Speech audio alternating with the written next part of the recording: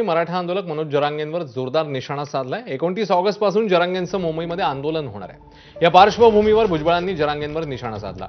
जरांगेंनी आंदोलन कुठेही करावं, मात्र ओबीसी समाजात कोणी शिरकाव करत असेल तर गप्प बसणार नाही असा इशारा भुजबळांनी जरांगेंना दिलाय। तर कुणीही आडवं आलं तरी मुंबईत आंदोलन करणारच असल्याचा पलटवार जरांगेंनी केलाय। अरे काय कोण आडवं येतंय तुला?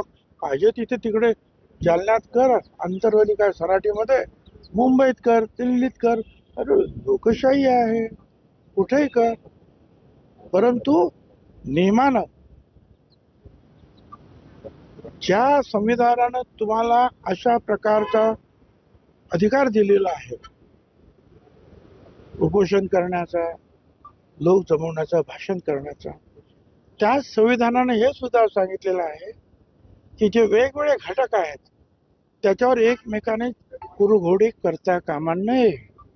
तेवढं लक्षात ठेव. बाकी माझ्यावर मला आत्मविश्वास आहे, माझ्या समाजावर मला आत्मविश्वास आहे. आम्ही आमच्या ताकदीवर ती यश मिळवतो. असं ठरून जर कोणी आंदोलन केले ना, ते कधी यशस्वी होत नाही. मी कधी ठरून करत नाही.